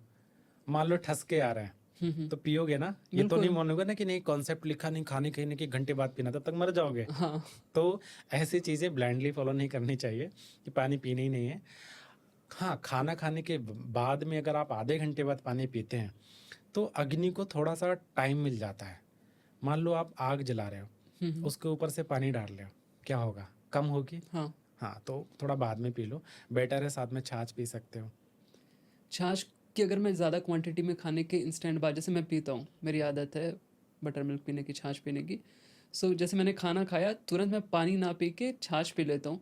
तो सपोज़ अगर मैं 300 या 400 एमएल पी रहा हूँ, तो वो सही है या गलत है? आपको कोई प्रॉब्लम होती है उसके बाद में? नहीं है, ऐसा कोई इश्यू नहीं है। पीते रहो। ओके। सो आजकल के टाइम में देखा जाता है कि इनफर्टिलिटी बहुत ज़्यादा बढ़ रही है। उसके बहुत सारे रीज़न हैं। पहले तो शादियाँ जल्दी हो जाती थीं। पहले भी काफ़ी बुरा था क्योंकि बहुत जल्दी शादी हो जाती थी, वो भी एक बड़ा इशू था। बीच में थोड़ी ठीक होने लगी थी। आजकल काफ़ी लेट होती हैं। आफ्टर 30 ही मोस्टली शादियाँ देखने को मिलती हैं। सो इनफर्टिलिटी काफ़ी ज़्यादा बढ़ गई है। आईवीएफ सेंटर्स बहुत सारे खुल गए हैं और उस पे भीड़ लगी हुई है। तो आयुर्वेदिक के एंगल से अगर हम देखें, तो इनफर्टिलिटी बढ़ने का क्या रीज़न है और क्या इसका इलाज आयुर्वेद में संभव है? आयुर्वेद में बिल्कुल संभव है, पहली चीज़। दूसरी चीज़ कि ये जो इनफर्टिलिटी है, ये तेज़ी से क्यों ग्रो कर रही है? तेज़ी से इतना बढ़ क्यों रहा है? मैं कहूँगा सिर्फ़ इनफर्टिलिटी नहीं, बाकी चीज़ें भी तेज़ी से बढ़ रही हैं। हुँ, इनफर्टिलिटी बहुत तेज़ी से बढ़ रही है। आज के टाइम पे सबसे जो ज़रूरी होता है, आपके लिए 7-8 घंटे की अच्छी नींद, खाना-पीना अच्छा होना चाहिए। तो ये स्ट्रेस सब कम हो। स्ट्रेस कम हो। 2 टाइम का खाना, यानी कि आपको 2 टाइम अच्छी भूख लगनी चाहिए हुँ, हुँ। और एक बार कम से कम बिना किसी दवा के पेट साफ़ होना चाहिए। ऐसा जनरली होता नहीं है, तो वहाँ से बीमारियाँ शुरू हो जाती हैं। ये भी कारण है। खाना-पीना तो अच्छा है ही नहीं। बिना किसी डॉक्टर के एडवाइस से कुछ भी दवाई ले रहे हैं, कुछ भी सप्लीमेंट्स ले रहे हैं, वो भी इनफर्टिलिटी के कारण बनते हैं। तो सिर्फ एक ही कारण नहीं है, हर मरीज़ में अलग-अलग कारण होते हैं। मेल में भी अलग हैं, फीमेल में भी अलग हैं। मेल में आजकल एक आपको बताऊँ बहुत बड़ा कारण मिलता है, स्पर्म काउंट कम होना और फीमेल से भी ज़्यादा इनफर्टिलिटी के केसेस आ रहे हैं। ओके, आज के कुछ साल पहले की बात करेंगे, तो उस टाइम पे ऐसा था कि फीमेल कल्प्रिट मानी जाती थी। राइट। बच्चे नहीं हो रहे हैं, दूसरी शादी कर लो। दूसरी शादी कर लो। हाँ, तेरी गलती है, तुझे नहीं हो रहे हैं क्योंकि तेरी राइट, राइट। कोख में पल रहे हैं, हाँ, जो गलत कॉन्सेप्ट था। बिल्कुल। हाँ, लेकिन आज के टाइम पे क्योंकि हम बहुत एडवांस हो गए हैं, तो हम एक तरफ मेल को भी देखते हैं कि तुम्हारे अंदर कोई कमी तो नहीं है, तो मेल में बहुत प्रॉब्लम्स आ रही हैं। क्योंकि बहुत सारे लोग ऐसे हैं जिनको स्पर्म बनते ही नहीं है, nil sperm count, okay, spermatic cell ही नहीं है, या फिर कुछ पैथोलॉजिकल या आपको कंडीशन है, या फिर कुछ वेरिकोसील है, उसकी वजह से भी स्पर्म काउंट कम हो सकती है, या आपका लाइफस्टाइल इतना अच्छा नहीं है, जो हुँ, सबसे बड़ा कारण है स्पर्म काउंट के लिए। तो कहाँ से कंसीव होगा? फीमेल में जो हेल्दी लाइफस्टाइल होना चाहिए। आयुर्वेद में एक चीज़ और है कि जिस टाइम पे मेंसेस आते हैं फीमेल को, तो वो 4-5 दिन का टाइम होता है। हुँ, हुँ। उस टाइम पे आपको घर से बाहर नहीं जाना चाहिए, या फिर आप बेड रेस्ट पे होना चाहिए, तो वो पॉसिबल नहीं है। बॉस आपको नौकरी से निकाल देगा, बिल्कुल। क्योंकि अगर ऐसा ही हुआ तो दिन में कम से कम 20 लड़कियां तो ऐसे ही घर पे बैठेंगी, तो वो पॉसिबल हो नहीं पाता है। मैं बोलूँ कि इसको फॉलो करो तो शायद इतना आसान नहीं है, बिल्कुल। क्योंकि आज की सिचुएशन अलग है, दोनों वर्किंग होते हैं, दोनों को काम करना पड़ेगा और ये चीज़ें कोई कंसिडर करता नहीं है, तो ये भी प्रॉब्लम रहती है। तो इसमें आयुर्वेद में कैसे इसका उपचार कर सकते हैं, इसमें क्या प्रोसेस होता है? दोनों को पहले अलग अलग करना है, मेल इनफर्टिलिटी है या तो इसमें क्या फीमेल है। लैब टेस्ट वगैरह आप लोग कराते हो हाँ, आयुर्वेद ऑफ में? कोर्स, हमको इतने महान भगवान नहीं है कि बस आंखें अपनी इधर घुमाई और स्कैन कर लिया कि ठीक है आपको ट्यूबरकुलोसिस है, आपको पीसीओडी है। ऐसा नहीं हो सकता है, लैब का सहारा तो लेना ही डायग्नोस पड़ेगा। आपको वैसे ही करना ऑफ है, कोर्स लेना ट्रीटमेंट पड़ेगा। बस आप चेंज करते हो अगर हम एलोपैथी नहीं की करते जगह? हैं, मान लो हम नहीं करते हैं, तो हमारे ट्रीटमेंट टाइम लग सकता है। फॉर एग्जाम्पल, मैंने देख लिया कि आप एक पेशेंट है वो इनफर्टिलिटी की है। इनफर्टिलिटी के कारण 50 हो सकते हैं। मान लो पीसीओडी है, उनको ट्यूबल ब्लॉकेज है, जो फैलोपियन ट्यूब है वो ब्लॉक है, ओके। या फिर यूट्राइन फाइब्रॉइड है, या फिर अंडे बनते नहीं हैं, यूट्रस का साइज यानी कि बच्चेदानी का साइज छोटा है। ओके।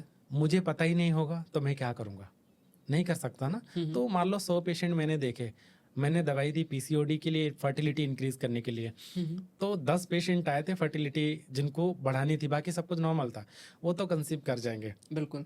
बाकी 90 पेशेंट खराब जाएंगे। इसीलिए टेस्ट कराना बहुत ज़रूरी है। रेडियोलॉजिकल जो टेस्ट होते हैं हमारे पास, अल्ट्रासोनोग्राफी होती है, ये भी हमें करवाना चाहिए। कुछ ब्लड रिपोर्ट्स होती है, हार्मोनल प्रोफाइल होती है, सब कराने की ज़रूरत होती है। जब हम ये फाइंड आउट कर लेंगे कि क्या प्रॉब्लम है, फॉर एग्जांपल एक चीज़ बहुत कॉमन है जो मैंने देखा है, बहुत मिस आउट होती है, ओके। ध्यान नहीं देते हैं, और स्पेशली जो रोड पे दिखते हैं ना, जो कहते हैं अच्छा आपके बच्चेदानी में गांठ है इसलिए बच्चे नहीं हो रहे, लो मैं इलाज करता हूँ और पकड़ो कांच ना रहे। हाँ। पकड़ो वृद्धिवादिका, ये खाओ, रजो प्रवतनी पकड़ो, जो 3-4 दवाइयाँ याद हैं, पता होती हैं, पता चलता है उनसे और ज़्यादा बीमारी बढ़ रही है। ओके। क्यों बढ़ रही है? एक एक चीज़ देखनी पड़ती है आयुर्वेद के हिसाब से, कि आपको रस धातु की दृष्टि है, अवरोधात्मक संप्राप्ति है, पीरियड जो मेंस्ट्रुअल साइकिल है वो कितने दिन की है, कैसी है, वो सब देखना पड़ता है।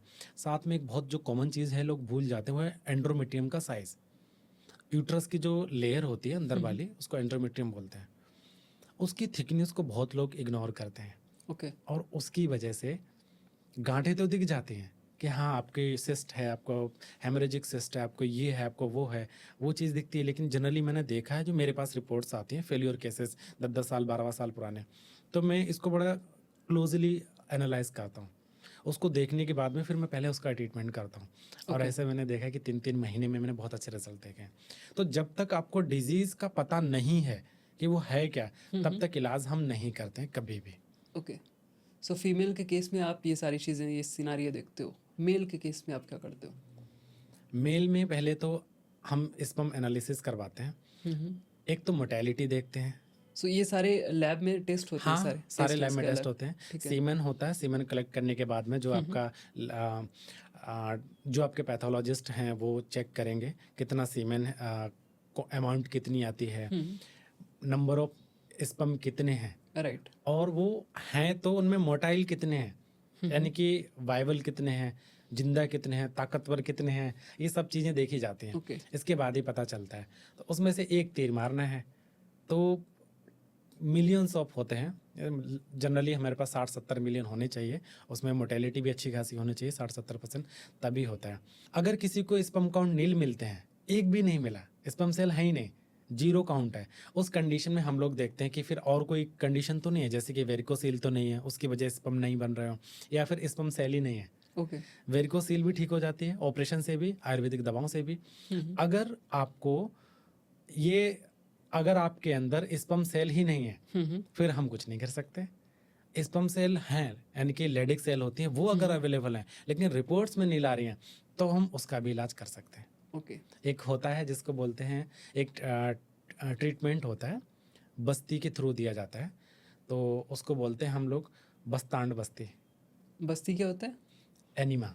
ओके। हाँ, ठीक है। एनीमा के बड़ा सिंपल सा कॉन्सेप्ट लोगों को लगता है ना कि बस एनीमा मतलब रेक्टम में आपने दवाई डाल दी, सिंपल सी राइट बात राइट है। राइट। कम से कम 1000 तरीके की बस्तियां बना सकते हो, ओके, 1000 टाइप की। और वो कितनी मात्रा में देनी है, किस जगह पे देनी है। जैसे फीमेल है उनको 3 जगह यानी कि 3 रूट से आप बस्तियाँ दे सकते हैं। एक ओके, आपका जो गुद बस्ती बोलते हैं, रेक्टम के थ्रू दे सकते हैं। फिर आपका जो यूरिन का रास्ता है, जो वजाइनल एरिया है, वहाँ से दे सकते हैं, जिनको उत्तर बस्ती बोलते हैं। मेल में भी सेम होता है। ओके, तो बस्ती एक बहुत छोटा टर्म है दिखने में, लेकिन इस बहुत ही ब्रॉड है। ओके, और वंडरफुल रिजल्ट मिलते हैं अलग अलग केसेस में। पेन के केस में कोई भी पेन आ जाता है, मसल पेन नहीं, वैसे बता रहा हूँ मैं आपको, कोई जॉइंट पेन नहीं, बाकी पेन होते हैं उनमें आप बस्ती दोगे तो तुरंत आराम मिल जाता है। ओके। सो फर्टिलिटी बढ़ाने के लिए मेल और फीमेल में दोनों में क्या चीज़ें कर सकते हैं? अगर कुछ इस तरह के हर्ब्स हैं या कुछ ऐसी चीज़ें जो हम घर पे कर सकते हैं जिससे फर्टिलिटी, स्पर्म मेल में बात करें तो स्पर्म काउंट उनका बढ़े, हेल्दी रहें, फर्टाइल हों और ज़्यादा। फीमेल में भी ऐसे अगर कुछ चीज़ें हो तो वो आप बता सकते हो? सबसे इम्पोर्टेंट आपस में प्यार हो। ओके, कई बार ऐसे भी केसेस होते हैं कि कोई प्रॉब्लम नहीं, हर एक रिपोर्ट नॉर्मल है, मेंसेस भी फीमेल को अच्छे आते हैं, मेल भी ठीक है, आपस में बनती नहीं है। ओके, उसकी वजह से भी ऐसा होता है। तो हम आयुर्वेद में कुछ संधानकर औषधियाँ होती हैं, हड्डी जोड़ने के लिए दी जाती है, अच्छा, लेकिन मैं उनको इन कंडीशन में देता हूँ, आपस में प्यार बढ़े, स्ट्रेस खत्म हो ओके। और बहुत जल्दी खुशियाँ मिलती हैं। ये सब आयुर्वेद में लिखा है। ये बहुत डीप कॉन्सेप्ट होते हैं, उन पे कोई नहीं चाहता कि सब कुछ तो नॉर्मल है। घर पे कुछ ऐसी चीज़ जो हम कुछ भी परफॉर्म कर नहीं पाएँ? है। घर में करने के लिए ऐसा है कि हमें कार्ड पता होना चाहिए। अब कार्ड आपको तो पता चलेगा नहीं, फिर वही बात। मैं बेसिक वाली चीज़ बात कर रहा हूँ। जैसे कुछ लोग कहते हैं कि सपोज़ जैसे शतावरी ले लो, हाँ, अश्वगंधा खा लो। हाँ, अश्वगंधा ले लो, हाँ, शतावरी खा लो। शिलाजीत मतलब कुछ भी अश्वगंधा कुछ हेल्दी भी। डाइट लो। Right, right. हेल्दी डाइट में ताल मखाना ले सकते हैं, अश्वगंधा गुड़। अगर आप रसायन के तौर पे इसको यूज़ करेंगे तो वो ज़्यादा अच्छा है। ड्राई अश्वगंधा को नहीं लेना है, एज ए रसायन यूज़ करो, उसमें घी और शक्कर मिला के, या फिर उसको शहद मिला के लो तो आपके लिए अच्छा हो सकता है। ओके, मिल्क बहुत अच्छा बाजीकरण औषधि है, मिल्क लेना चाहिए अगर डाइजेशन अच्छा है तो। फीमेल में टाइम से खाना पीना सबसे ज़रूरी है। लाइफ़स्टाइल। हाँ, लाइफस्टाइल बहुत ज़रूरी है। ओके, 7 घंटे की नींद अच्छी आ रही है, पीरियड नॉर्मल है, थोड़ा वॉक कर सकते हैं, यही इम्पॉर्टेंट है। बाकी कुछ भी मैं मेडिसिन या हर्बल चीज़ बताऊँगा, फिर वो वही चीज़ होगी ना कि जो बोलता है कि ये देखिए आपको 15 दिन के अंदर कंसीव करवा के देगा या फिर 15 दिन के अंदर बाल उग जाएँगे, ये वही बात हो गई है। ओके, तो वो चाहे आप अश्वगंधा हो, शतावरी हो, वो तब तक नहीं दे सकते जब तक बीमारी पता नहीं चले। जैसे पीसीओडी का केस है, पीसीओडी में वेट बढ़ता भी है, कम भी होता है। बिल्कुल। अब किसी ने बोला पीसीओडी के लिए अच्छा शतावरी तो बहुत अच्छी होती है या कांचनार अच्छी होती है। शतावरी लोगे, मान लो आप था क्षयज अवस्था, शतावरी लोगे तो अच्छे हो जाओगे। और शतावरी नहीं ली, आप कांचनार ले रहे, तो फिर आपको नुकसान हो जाएगा, मतलब बिल्कुल। पहले और ज़्यादा कर्षण कर रहे हैं। तो ये चीज़ आना बहुत ज़रूरी है। तो एडवाइस के लिए तो जो मैंने बेसिक लाइफ स्टाइल के लिए बताया है वो बेनिफिशियल है ऑफ कोर्स, लेकिन कोई दवाई अगर नाम लूँगा मैं तो फिर वो अच्छी बात नहीं है। बिल्कुल, हाँ, दवा मैं पूछ एक भी काम नहीं कर रहा हूँ। सकते हैं, हाँ, नाक में तेल डालो जिसको नस्से बोलते हैं। अच्छा, आप हाँ, डेली अगर आपको चाहिए कि मैं ज़िंदगी भर तक यंग रहूँ, बीमारियाँ कम हों, तो ये हर किसी को करना चाहिए। भले ही आप गाय का घी डालो, आप सरसों का तेल डालो, आप चाहें नाक के अंदर नारियल जो का तेल। सूत नेति वगैरह करते थे उस टाइप का है क्या कुछ? नेति अलग होता है, नस से हाँ, अलग होता है। जैसे आप गूगल कर सकते हैं नस से कैसे करते हैं। तो जनरल इंसान के लिए डेली कैसे करना चाहिए नस से, 2-2 बूंद तेल नाक में डालो, सिंपल है। अच्छा, घर ठीक है। से निकलने के बाद में भी और शाम को सोते समय भी आपके बाल अच्छे होंगे। ओके, हाँ, हालाँकि मेरे नहीं है, जेनेटिक है। मैंने ओके, बहुत ट्राई किया और जब मुझे सही इलाज इसका पता चला तब तक मैं लेट हो चुका था। ओके, हाँ, तो होता है बहुत बार बिल्कुल। पेशेंट बोलते हैं डॉक्टर साहब आप बता रहे बालों के बारे में आपके खुद के इतने अच्छे नहीं हैं। तो उस कंडीशन में बताना पड़ता है उनको सच्चाई राइट। क्या है एक्चुअली। तो ये इंसान के लिए बहुत ज़रूरी है। अगर कोई डेली नस से करे और बालों को तेल लगाए तो अच्छा हो सकता है, लेकिन कौन सा तेल लगाना है ये आपको पता होना चाहिए। बिल्कुल, ये नहीं कि ये अच्छा मुझे काम कर गया तो तू भी यही लगा, ये बहुत होता है। ये दवाई मुझे काम कर गई तू भी कर ले, पता लगे वो उल्टा ही पड़ गया। बिल्कुल। सो अब यहाँ पे हमारे अपने पॉडकास्ट के अंत की तरफ, end of this episode, but उससे पहले बहुत सारे क्वेश्चंस हैं जिनका मैं चाहूँगा आप थोड़ा शॉर्ट में आंसर दें ताकि थोड़ा सा टाइम हमारा बचे। डेफिनेटली हम डिटेल में इन सब टॉपिक्स के बारे में बात कर सकते हैं, और भी बहुत सारे टॉपिक्स हैं जो अभी अनटच्ड हैं, वो हम अगले एपिसोड में करेंगे। लेकिन यहाँ पे एक रैपिड फायर राउंड हम करते हैं। कुछ मैं आपसे क्वेश्चन पूछूंगा, आपको उसका आंसर देना है। ठीक है। करेक्ट। सो पहला क्वेश्चन है, आयुर्वेद में सब कुछ स्लो और टाइम कंज्यूमिंग होता है। ये बिल्कुल गलत है। आयुर्वेद में बहुत फास्ट भी रिजल्ट मिलते हैं, स्लो भी मिलते हैं। वो डिपेंड करता है डिजीज़ क्या है, बीमारी क्या है, कौन सी कंडीशन से पेशेंट आया। आयुर्वेदिक मेडिसिन के साइड इफेक्ट्स नहीं होते। गलत है। अगर आप सही तरीके से नहीं लोगे तब भी उसके साइड इफ़ेक्ट होंगे। सही से अगर डोज़ नहीं दिया, ज़्यादा हो गया तो साइड इफ़ेक्ट हैं। कई बार ऐसा भी होता है कि इनकी आयुर्वेदिक मेडिसिन कुछ प्रॉपर्टीज़ होती हैं, उसको चाहे आप फ़ायदे की बात बोले या फिर साइड इफ़ेक्ट की। मेरे हिसाब से साइड इफ़ेक्ट नहीं है। इसलिए जैसे मान लो फ़ीवर की दवा देते हैं, महामृत्युंजय रस है, उसको देने के बाद आपको लूज मोशन लगेंगे। लूज मोशन होते ही आपको दोबारा कभी फ़ीवर नहीं आएगा काफ़ी दिनों तक। तो ये उसकी खुद की प्रॉपर्टी होती है, साइड इफ़ेक्ट इसको नहीं कहेंगे। हाँ, लेकिन ऐसा नहीं कि आयुर्वेद साइड इफ़ेक्ट नहीं है तो कुछ भी अपनी मर्ज़ी से खाते रहो, ज़रूर होंगे फिर साइड इफ़ेक्ट। आयुर्वेद में ट्रीटमेंट के लिए सिर्फ हर्ब्स एंड ऑयल्स का यूज़ करते हैं। ये महा गलत है। आयुर्वेद में ना हम सिर्फ हर्ब्स का करते हैं, ना सिर्फ हम इससे करते हैं, हम पंचकर्मा, मेडिसिन, डायग्नोसिस, काउंसलिंग सब कुछ होता है तभी बीमारी ठीक होती है। कई बार ब्रेन की बीमारी होती है, नाक में तेल डालते हैं, नेबल में तेल डालते हैं, उससे बीमारी ठीक होती है। गैसेस होते हैं तो हम नेबल में तेल डालते हैं। बीमारी कहीं और की होती है, कहीं और हम ट्रीटमेंट करते हैं। तो ऐसा कुछ भी नहीं है। आयुर्वेदिक ट्रीटमेंट बहुत महंगे होते हैं और एलिट क्लास के लोग ही इसे अफोर्ड कर सकते हैं। आपको कंधे में पेन है, मान लो सर्वाइकल हो गया, हो सकता है ऑपरेशन भी आगे चल के कराना पड़े। मैं आपको पेन ख़त्म करने के लिए 70 पैसे की एक नीडल लूँगा, उससे विद्य गर्म करूँगा, आपको 5 मिनट के अंदर रिलीफ मिल जाएगा। और अगर लगातार करेंगे तो हम डिजीज़ मैनेजमेंट में भी कर सकते हैं। हो सकता है मैं इसका ट्रीटमेंट ऐसे भी कर दूं जिसमें आपको कोई पैसा ही खर्च ना हो, मेरा कोई पैसा खर्च ना हो। जैसे कि अग्निकर्मा, स्वर्ण सलाका से अग्निकर्म करेंगे, एक स्वर्ण सलाका 10-12 हज़ार रुपए की बन जाती है और वो आप मरते दम तक यूज़ कर सकते हो। महंगा भी होता है, ज़रूरत पड़ती तो महंगी दवाई दी जाती हैं, ज़रूरत नहीं तो सस्ती दवाइयों से भी काम चलता है। अगला क्वेश्चन है, लोग कहते हैं कि आयुर्वेद में सिर्फ आप रोग को प्रिवेंट कर सकते हो, उसका ट्रीटमेंट नहीं कर सकते। आयुर्वेद का जो सिद्धांत है, प्रिंसिपल है, उसका पहली लाइन पे एक चीज़ लिखी होती है कि इसका उद्देश्य क्या है आयुर्वेद का, कि जो इंसान बीमार है उसकी बीमारी को ठीक करना और जो बीमार नहीं है उसको बीमार ना होने देना। तभी तो इतने सारे ग्रंथ लिखे गए हुए हैं। अदरवाइज सिर्फ हम इसको साइंस ऑफ मेडिसिन बोलते, एक ट्रीटमेंट साइंस बोलते तो बहुत छोटी सी किताब में ये भी खत्म हो जाता। आयुर्वेद में फिजिकल एक्सरसाइज या किसी भी तरह के वर्कआउट का कोई रोल नहीं है। आयुर्वेद में तो पूरा आपका पतंजलि सूत्र ही दिया गया हुआ है। जो महर्षि पतंजलि हैं जिन्होंने योग सूत्र दिया है, वो पूरा एक्सरसाइज ही तो है। उसका उन्होंने तो पूरा बड़ा ग्रंथ है। और बाबा रामदेव जी ने तो इतना बड़ा साम्राज्य खड़ा किया है। कितने सारे लोग हैं जो उसके ठीक उससे उसको फॉलो करके ठीक हो चुके हैं। प्रमाण भी हैं उनके पास में। आज तो पूरी दुनिया उसको यूटिलाइज कर रही है। बड़ी बड़ी आप देखते हैं जिम जुम्बई क्या है, योगी तो है, बिल्कुल। फिजिकल एक्सरसाइज तो है। वो अलग बात है कि उसको योगा को छोड़ दी जाए, बाकी चीज़ें आपने आज के ज़माने के हिसाब से मॉडिफाई कर लिया, जैसे कि हमारी सर्जरी का कर लिया था। सो यही था आज का पॉडकास्ट। कैसा एक्सपीरियंस रहा आपका? मेरा तो बहुत कुछ अच्छा एक्सपीरियंस रहा है, बताने के लिए मेरे पास बहुत कुछ है। क्योंकि जब मैं पेशेंट को इतना सफ़र करते हुए देखता हूँ तब लगता है कि मैं अपनी बात कहाँ कह डालूँ इतनी जल्दी। हाँ, क्योंकि जब फैमिली की फैमिली आते हैं ऐसे बोलते हैं कि आप बचा लो किसी भी तरीके से। सो आई थिंक बहुत सारे ऐसे सवाल थे, ऐसे मिथ्स से लास्ट में हमने मिथ काफ़ी ज़्यादा कवर किए हैं। सो लोगों को भी इसका आंसर मिल गया होगा, जो उनकी क्वेरी होगी, जो वो सोचते होंगे आयुर्वेद के बारे में कि यार ये चीज़ मुझे नहीं पता है या ये चीज़ कैसे होती है, उनका सबका आंसर उन्हें मिल गया होगा। और अगर कुछ छूट भी गया है, आपको लगता है कि कुछ टॉपिक्स हैं जिन्हें हमें टच करना चाहिए, सो नीचे कमेंट सेक्शन में आप जाके लिख सकते हो।